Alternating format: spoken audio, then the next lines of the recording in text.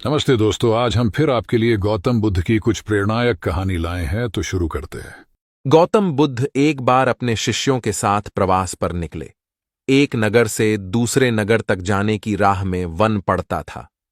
One क्षेत्र में प्रवेश करने के साथ ही कुछ दूर चलने पर बुद्ध एक जगह रुक गए।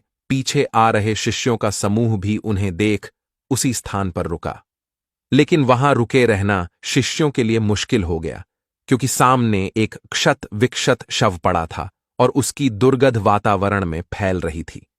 शिष्यों ने अपने वस्त्र से नाक बंद कर ली, लेकिन बुद्ध शव की ओर टकटकी लगाए देखते रहे। एक शिष्य ने साहस कर विनम्रतापूर्वक गौतम बुद्ध से अनुरोध किया, भगवान, यहां से शीघ्र चलना ही उचित होगा। यहां शव पड़ा है और बहुत दुर्गंध आ रही है। बुद्ध मुस्कुराए और शिष्यों की ओर उन्मुख होते हुए बोले, बताइए, इस सब में सौंदर्य दिखाई देता है? शिष्यों ने कहा, भगवान, यह कैसा प्रश्न है? सौंदर्य और शव में जीवन था तब तक सौंदर्य, अब तो सब समाप्त हो गया। बुद्ध ने शव की ओर इशारा करके बताया, देखो, जब कभी यह व्यक्ति जीवित रहा होगा, इसकी दंत पंक्तियां अद्वितीय रही होंगी। मृत्यु के बाद भी इसके दंत देखकर यही साबित होता है। वहां खड़े सभी शिष्यों ने दृष्टि डाली तो पाया बुद्ध सही कह रहे थे। तब शिष्यों को भान हुआ कि शव में भी अच्छाई हो सकती है। दरअसल सौंदर्य निर्जीव में भी नजर आ सकता है। केवल शर्त यह है कि दृष्टि बुद्ध के समान बुराई में भी अच्छाई देखने वाली होनी चाहिए। गुलाब की एक शाखा में फूल की तुलना में कांटे ही अधिक होते हैं, पर हम फूल चुनते हैं, कांटे नहीं। ठीक इसी तरह किसी में 100 बुराइयां नहीं, अच्छाई देखनी चाहिए। प्राचीन सियालकोट में एक बार बौद्धों का बहुत बड़ा भिक्षु संघ आया। इस संघ को एक ऐसे वेद पाठी ब्राह्मण के विषय में झांत हुआ जो इतना रूढ़िवादी था कि किसी अवैदिक पंडित की छाया भी स्वयं पर नहीं पड़ने देता था। उसे सुधारने का बीड़ा एक भिक्षु ने उठाया। अगले दिन वह अपना भिक्षा पात्र लेकर ब्राह्मण के घर पहुंच गया और पूछा, कुछ आहार पानी की सुविधा है? उसकी बात सुनकर घर के सभी लोग मौन रहे और उसकी ओर घृणा की दृष्टि से देखा। भिक्षु लौट आया। दूसरे दिन फिर गया और वही प्रश्न दोहराया। इस बार भी उसे चुप्पी और तिरस्कार का सामना करना पड़ा। वह पुनः लौट गया। एक दिन जब वह ब्राह्मण के घर पहुंचा तो ब्राह्मण वहां नहीं था। नित्य आने जाने से ब्राह्मणी का मन पसीज गया। वह बोली, मैं तो तुम्हें आहार पानी दे दूं, किंतु पंडित जी की नाराजगी के कारण विवश हूं। भिक्षु ने कहा, कोई बात नहीं बहन, मैं अपना काम करता हूं, तुम अपना काम करो। वापस लौटते हुए भिक्षु को ब्राह्मण मिल गया। उसने भिक्षु को खूब खरी खोटी सुनाई। तब भिक्षु ने कहा, इतने दिनों तक आपके घर से कुछ नहीं मिला, किंतु आज आपकी पत्नी ने नहीं दी है, अब किसी दिन हां भी मिल जाएगा। ब्राह्मण थोड़ा शांत हुआ और बोला, यह क्रम कब तक जारी रखोगे? भिक्षु ने उत्तर दिया, जब तक जीवित हूं। उसका धैर्य देख ब्राह्मण का अहंकार पिघल गया और उसने भिक्षु से क्षमा मांगी। वस्तुतः धैर्य व सहिष्णुता के बल पर बड़ी से बड़ी प्रतिकूलता को अनुकूलता में बदला जा सकता है। भगवान बुद्ध के प्रवचन सुनने के लिए एक व्यक्ति नियमित रूप से आता था। इस प्रकार उसे 1 माह हो चुका था, किंतु उसके जीवन पर कोई प्रभाव नहीं पड़ा। भगवान बुद्ध उपदेश में कहते थे कि धर्म पर चलो, अपने जीवन से राग द्वेष को दूर करो, काम क्रोध लोभ मोह और अहंकार से सदा दूर रहो। बुद्ध के उपदेशों से लोगों को बहुत शांति मिलती थी, किंतु उस व्यक्ति का मन अशांत रहता था। एक दिन उसने बुद्ध से जाकर कहा, हे प्रभु, मैं 1 माह से आपका उपदेश सुन रहा हूं, किंतु उसका तनिक भी असर मेरे आचरण पर नहीं पड़ा। मैं बहुत परेशान हूं, मुझे क्या करना चाहिए? बुद्ध उनकी बात सुनकर बोले, तुम कहां के रहने वाले हो? उसने कहा, श्रावस्ती का। बुद्ध ने अगला प्रश्न किया, वह यहां से कितनी दूर है? उसने अनुमान से बता दिया। बुद्ध ने पुनः जिज्ञासा प्रकट की, कितना समय लगता है? उस व्यक्ति ने हिसाब लगाकर बता दिया। बुद्ध ने कहा, अब बताओ कि क्या तुम यहां पर बैठे बैठे ही अपने घर पहुंच सकते हो? उसने कहा, यह कैसे हो सकता है? वहां पहुंचने के लिए तो चलना होगा। तब बुद्ध ने बड़े प्रेम से उसे समझाया, जैसे चलने पर ही पहुंचा जा सकता है, वैसे ही अच्छी बातों पर अमल करने से ही लाभ होता है। हे प्यारे, तुम मेरे ज्ञान के साथ अपने कर्म को जोड़ दो, तब तुमको उत्तम फल मिलेगा। उस व्यक्ति को अपनी गलती समझ में आ गई। उसने अपने जीवन में सुधार कर लिया, जिससे उसका जीवन सदाचारी बन गया। एक छोटी सी नदी थी। उसके दोनों किनारों पर लोग रहते थे। नदी के पानी से दोनों ओर के लोग अपना अपना काम चलाते थे और सुखमय जीवन बिताते थे। एक बार संयोग से पानी को लेकर दोनों पक्षों में तनातनी हो गई। वे एक दूसरे पर आरोप लगा रहे थे कि तुम ज्यादा पानी ले रहे हो। जब आपसी बातचीत में मामला नहीं निपटा तो वे मरने मारने पर उतारू हो गए। उनके पास जो भी हथियार थे उन्हें तत्काल निकाल लाए और एक दूसरे पर टूट पड़ने को आमादा हो गए। तभी किसी ने जाकर भगवान बुद्ध को सूचना दी।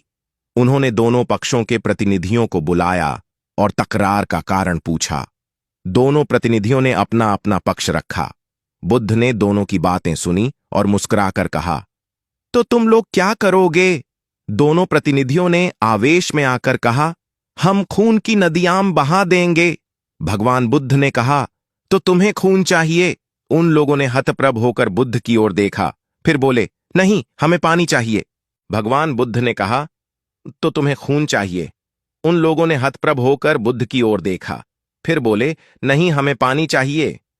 तब सहज भाव से बुद्ध ने कहा, खून बहाकर खून मिलेगा, पानी कैसे पाओगे?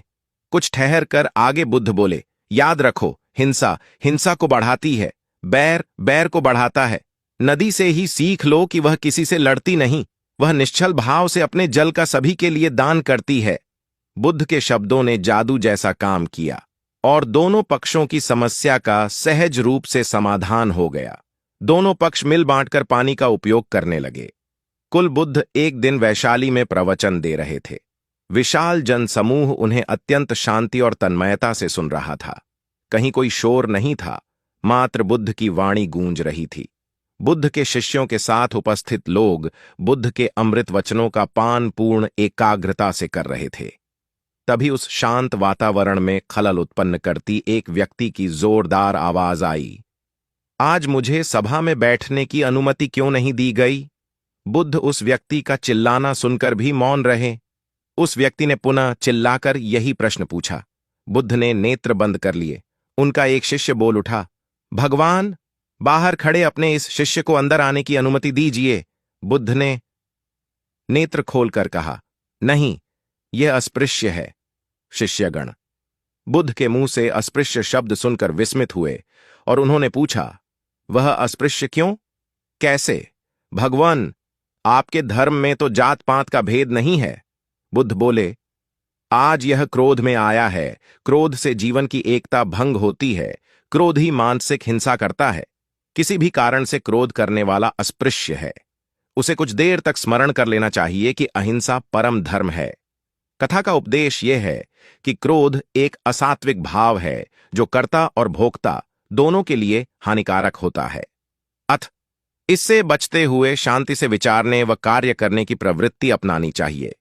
शांत मन और मस्तिष्क ही विवेकपूर्ण निर्णय लेने में सक्षम होते हैं। बौद्ध संघ के एक भिक्षु को कोई गंभीर रोग हो गया। उसकी हालत इतनी खराब हो गई कि वह चल फिर भी नहीं सकता था और मलमूत्र में लिपटा पड़ा रहता था। उसकी यह हालत देख उसके साथी भिक्षु भी उसके पास नहीं आते और घृणा से मुंह फेरकर आसपास से निकल जाते थे। कुछ दिनों बाद बुद्ध को यह बात पता चली तो वे तत्काल अपने प्रिय शिष्य आनंद के साथ उस भिक्षु के पास पहुंचे। उसकी दयनीय दशा से उन्हें घोर कष्ट हुआ। उन्होंने भिक्षु से पूछा, तुम्हें कौन सा रोग हुआ है? भिक्षु बोला, भगवान, मुझे पेट की बीमारी है। बुद्ध ने स्नेह से उसके सिर पर हाथ फेरते हुए प्रश्न किया, क्या तुम्हारी परिचर्या करने वाला कोई नहीं है? भिक्षु की ना सुनते ही बुद्ध ने आनंद से कहा, पानी लेकर आओ, हम लोग पहले इसका शरीर स्वच्छ करेंगे। आनंद पानी लेकर आए। फिर बुद्ध ने भिक्षु के शरीर पर पानी डाला और आनंद ने उसके मलमूत्र को साफ किया। अच्छी तरह धो पोंछ कर बुद्ध ने भिक्षु के सिर को पकड़ा और आनंद ने पैरों को। इस प्रकार उसे उठाकर चारपाई पर लिटा दिया। फिर बुद्ध ने सारे भिक्षुओं को एकत्रित कर उन्हें समझाया, भिक्षुओं, तुम्हारे माता नहीं, पिता नहीं, भाई नहीं, बहन नहीं जो तुम्हारी सेवा करेंगे। यदि तुम परस्पर एक दूसरे की सेवा और देखभाल नहीं करोगे तो फिर कौन करेगा? याद रखो, जो रोगी की सेवा करता है वह ईश्वर की सेवा करता है। दीनहीन के प्रति करुणा व सेवा का भाव इस जगत को बुद्ध का सबसे बड़ा संदेश है, जो प्रत्येक देश काल परिस्थिति में प्रासंगिक है। गौतम सिद्धार्थ बुद्धत्व प्राप्त करके महात्मा बुद्ध बन गए। सत्य, अहिंसा और दया की मूर्ति बुद्ध अपने शिष्यों के साथ एक गांव में पहुंचे। कुछ अज्ञानी लोग उनके विरोधी थे। वे बुद्ध को अपशब्द कहने लगे। बुद्ध के शिष्यों को बहुत बुरा लगा, मगर बुद्ध ने उन्हें समझाया, ये लोग तो केवल अपशब्द ही कह रहे हैं। अगर ये पत्थर भी मार रहे होते तो भी मैं कहता कि मारने दो। मैं जानता हूं कि ये लोग कुछ कहना चाहते हैं, लेकिन क्रोध के मारे वह कह नहीं पा रहे हैं। 10 साल पहले यदि यही लोग मुझे गाली देते तो मैं इन्हें भी गाली देता, लेकिन अब तो लेन देन से मुक्ति मिल चुकी है। क्रोध से अपशब्द निकलते हैं। यहां तो क्रोध भवन कब का ढह चुका है। अपशब्द कहने वाले बड़ी मुश्किल में पड़ गए। तभी बुद्ध ने अपने शिष्यों से पूछा, इस गांव में कुछ लोग अपशब्द कह रहे हैं, इन्हें बताओ कि वहां के लोग फल और मिठाइयां लेकर आए थे। बुद्ध ने पूछा, फिर मैंने क्या किया था? शिष्यों ने बताया, आपने सारे फल और मिठाइयां यह कहकर वापस कर दी कि अब लेने वाला विदा हो चुका है, इन्हें वापस ले जाओ। आपने कहा था कि 10 साल पहले आते तो मैं सारे उपहार ले लेता। बुद्ध ने पूछा, फिर उन लोगों ने मिठाइयों का क्या किया होगा? शिष्यों ने बताया, गांव में बांट दी होगी। बुद्ध बोले, उन लोगों ने मिठाइयां गांव में बांट दी, लेकिन मैं उन लोगों से कहूंगा कि अपशब्द में न बांटें। बुद्ध फिर बोले, ये लोग अपशब्दों के थाल सजाकर लाए हैं, लेकिन ये गलत आदमी के पास आ गए हैं। ये मुझसे क्रोध नहीं करवा सकते। ठीक खूंटी की तरह जो किसी को नहीं टांगती, लोग उस पर वस्त्र टांग देते हैं। एक बार जैतवन के सभी ग्रामवासी भगवान बुद्ध के दर्शन करने और उपदेश सुनने के लिए एकत्र हुए। उस समय महाकश्यप, मौदगल्यायन, सारिपुत्र, चुंद और देवदत्त जैसे प्रबुद्ध जन बुद्ध के साथ धर्म विषय गंभीर चर्चा में तन्मय थे। ग्रामवासी थोड़ा ठिठक कर खड़े हो गए, क्योंकि इतने ज्ञानी जनों के बीच उन सभी को असहज सा महसूस हो रहा था। कुछ देर बाद बुद्ध की दृष्टि इन ग्रामवासियों पर पड़ी। उन्होंने तुरंत धर्म चर्चा रोक दी। प्रबुद्ध जन बुद्ध के इस व्यवहार पर चकित हो उठे और प्रश्नात्मक दृष्टि से उनको ओर देखा। बुद्ध अनाथ पिंडक नामक जिज्ञासु से बोले, भद्र, उठो, सामने ब्राह्मण मंडली खड़ी है, उन्हें आसन दो और आतिथ्य की सामग्री ले आओ। अनाथ पिंडक ने पीछे मुड़कर देखा तो उसे ब्राह्मण मंडली तो कहीं नहीं दिखी। मैले कुचैले या फटे वस्त्रों में खड़े ग्रामवासियों का झुंड दिखाई दिया। पिंडक ने शक्ति स्वर में कहा, देव, उन लोगों में एक भी ब्राह्मण नहीं है। ये सभी तो निम्न जाति के हैं, कई तो इनमें शूद्र हैं। बुद्ध गंभीर होकर बोले, पिंडक, जो व्यक्ति सदा श्रद्धावान है वह ब्राह्मण ही है। ये लोग प्रयोजन के लिए भावयुक्त होकर आए हैं, इसलिए इस समय तो ये ब्राह्मण ही हैं। अथ तुम इनका समुचित सत्कार करो। कथा का इंगित यह है कि व्यक्ति जन्म से नहीं, कर्म से ब्राह्मण होता है। जो सद्गुणी हों और सत्कर्मी हों, वे शूद्र जाति में जन्मने के बावजूद ब्राह्मण हैं तथा उसी रूप में उनका आदर किया जाना चाहिए। यदि जीवन का संतुलन बिगड़ा और थकान आई तो समझ लीजिए कि बीमारी आई, और यदि वापस ऊर्जा अर्जित करने के लिए विश्राम किया जा रहा है तो ऐसी थकान वरदान भी साबित हो सकती है। इन दिनों जिस तरह की हमारी जीवन शैली है, इसमें असंतुलन बहुत अधिक है। सुबह उठने से लेकर रात को सोने तक शरीर की कुछ नियमित क्रियाएं हैं, आदमी उसे भूल गया है। गौतम बुद्ध बहुत काम करते पर कभी थकते नहीं थे।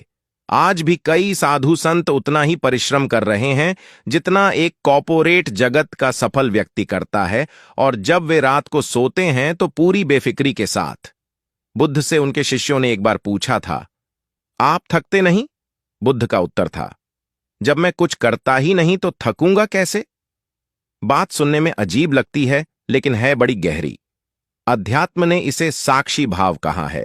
स्वयं को करते हुए देखना, यह वह स्थिति होती है जब तन सक्रिय और मन विश्राम की मुद्रा में होता है। आज ज्यादातर लोग असमय, अकारण थक जाते हैं, जिसका एक बड़ा कारण असंतुलित जीवन है। एक होता है थकान को महसूस करना और दूसरा है स्वाभाविक थकान।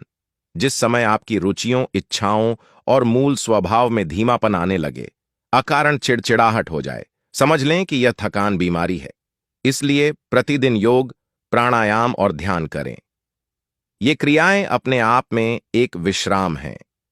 करने वाला कोई और है, हम तो महज उसके हाथों की कठपुतली हैं। यह मनोभाव भी थकान को मिटाएगा। क्या दिक्कत है ऐसा सोच लेने में?